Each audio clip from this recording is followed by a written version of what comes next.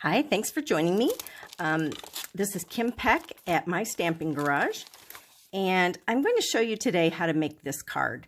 It is in my February card kit. If you want information about my card kits, you can email me at kpeckstamp@gmail.com. This is the second card in the kit for those of you who did purchase it, and I'm going to step you through how to make this particular card. For this card, I used these are the Floral Gallery dies. They look like this. And this is the one that cuts the flowers out. I did use the Floral Art Gallery designer paper. And if you notice, this is our paper. And this particular die goes on top and cuts all of these flowers out. Whoops, got it flipped the wrong way.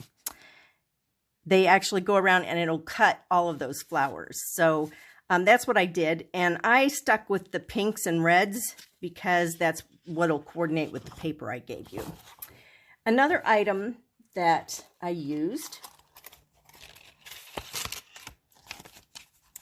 was the Golden Garden acetate sheets.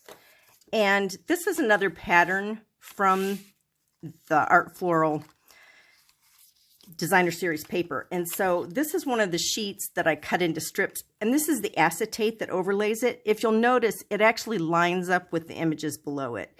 And most of the acetate sheets, I think all of them, coordinate with one of the sheets in this Floral Art Gallery Designer Series paper set. So that's kind of a fun addition. So I used that strip right along here. So let's go ahead and get started on this.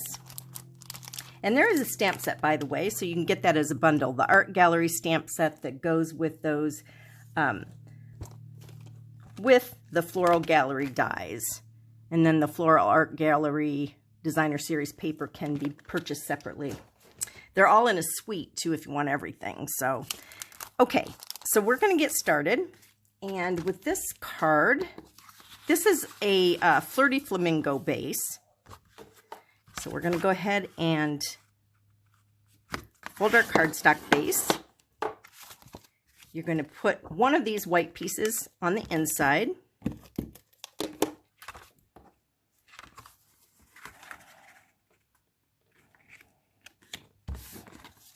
Okay. And then you can go ahead and put the outside piece on as well. So I'm going to go ahead and adhere that so I don't have so many pieces sitting around. And if you're doing the card kit, I recommend doing it kind of in a kind of, what do you want to call it? In a layout, so you're doing all three cards at once. So I'd put all three bases on and all three inner pieces in and that kind of thing. So it just takes less time unless you want to spend a lot of time.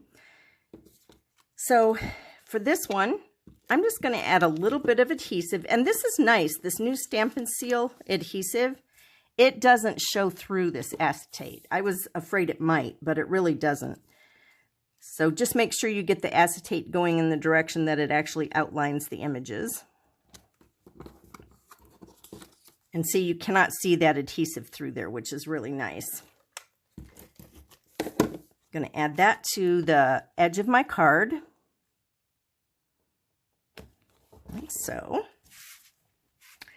And then you're ready to put on your flowers and the base that has been cut out.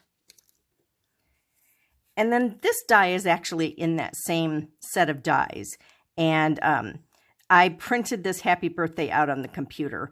I must have used pretty much the same font as what's here, and then just cut around it with the die. So you have that pre-cut. Okay, so the next thing I'm going to do is I'm going to layer my ribbon, and I love this ribbon. This is the Blushing Bride metallic ribbon. And I'm just going to layer that down here. You may have to trim yours down a little bit. It may be too long, but that's not tough to do. And then I'm going to pop these up using dimensionals. And I'm just going to put one of these on each leaf.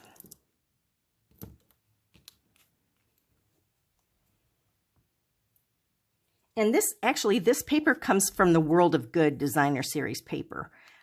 It's a nautical paper, but the back side of the one has this kind of watercolory look. And so I thought it went well with the paper that I was using. I wanted something that had the same feel to it for the stems. And in that, the one with the flowers, it doesn't really have a green sheet. So this one worked well.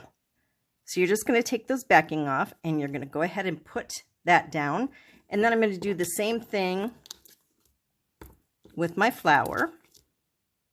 I got an extra, so I'll put 3. You wouldn't necessarily have to. I tend to go a little skimpier on these if I'm going to mail, so a lot of times I'll just put 1 or a couple just so that it doesn't stick the envelope up so much. I don't like it when I have to pay extra to post something. Okay, and then this one, I put the saying down flat. So just go ahead and put your adhesive on the back and just lay that down flat. And then last, we're going to add these golded, I think they're called gilded embellishments. And I have used a ton of these. I love these gems. So I think they're called gilded gems, in fact. Okay, so let me see if I can get these off. Sometimes on that plastic, I have a hard time pulling it off. So I'm going to use the other end of my pick tool and just kind of put it underneath and then pick it up that way. And I put 3 different sizes because there are 3 different sizes in the package. That way I don't end up with a lot of one size left.